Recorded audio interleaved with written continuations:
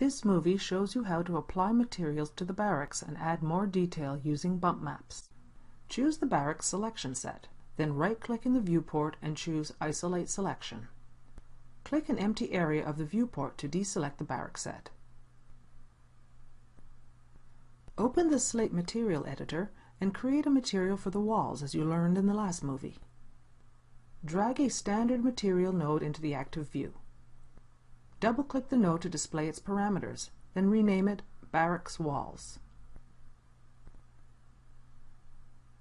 From the Diffuse color socket, select Bitmap, then choose planks.jpg.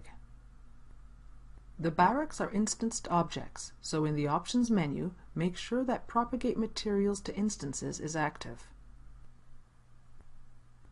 When this option is on, applying the material to one instanced object applies it to all its duplicates. Click the Material node and turn on Show Map in Viewport. The barracks now show the material, but the dirt on the texture appears above each doorway instead of at the bottom of the wall. Select a wall, and from the Modify panel, apply a UVW map modifier to change the mapping coordinates. Select the box projection type, and set the gizmo's length, width, and height to 4 meters. Now the planking texture is correctly aligned with the walls. If you render an image of the walls, the texture has a flat appearance, smoother than aged wood typically appears. You can add realism by using a bump map, which makes the surface of an object appear bumpy or irregular without changing the geometry. From the bump socket, select Bitmap, then choose planks.bump.jpg. This map is simply a black and white version of the color map. Bump mapping uses luminance intensities in the map to affect the surface of the material when you render it. Light areas appear higher and dark areas appear lower. Bump mapping doesn't display in the viewports, so render the view to see a result. You can change the intensity of the bump map. When you wire a bitmap to a material, a controller node is also connected. So now there is one controller for the percentage of the diffuse map and one for the percentage of the bump map. By default, bump is set to 0.3 or 30%. You can play with that value to give the map the look you want. Set the value to 0.6 and render again.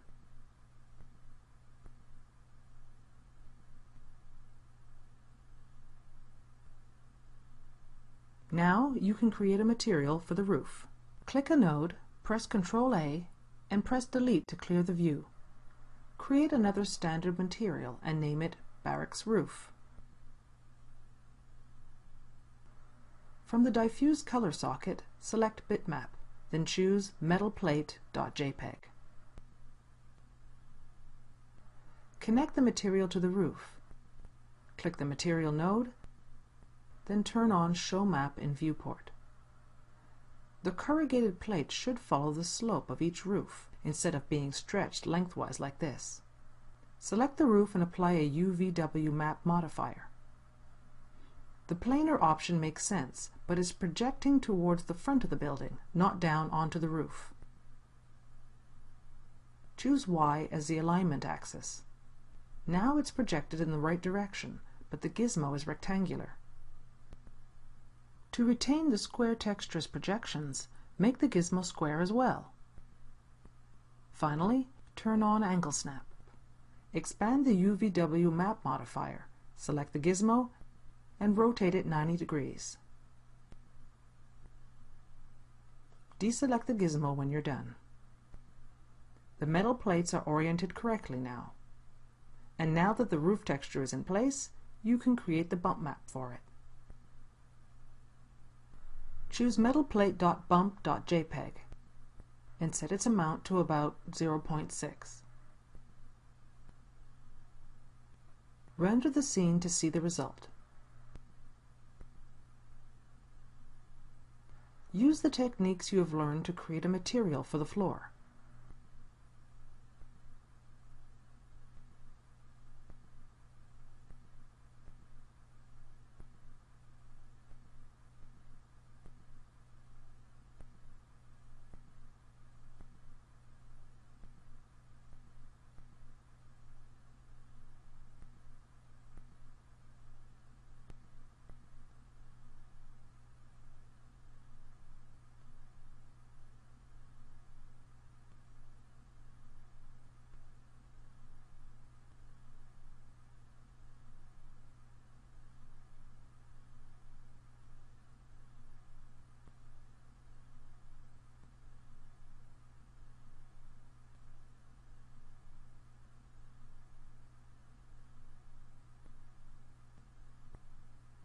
Now that you have textured the barracks, you can use the same materials for the sentry box.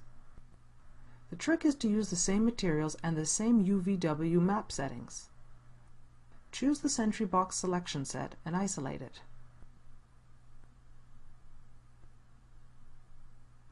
Select a barracks floor. Then Control-drag the UVW map entry from the modifier stack. Drop it onto the floor of the sentry box to make an instance of the modifier. Now that the sentry box floor has the correct mapping, you can apply the material.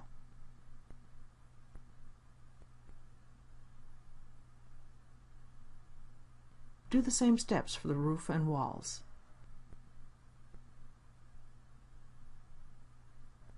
Remember that if material nodes are no longer in the view, you can use the eyedropper and pick a material from the scene.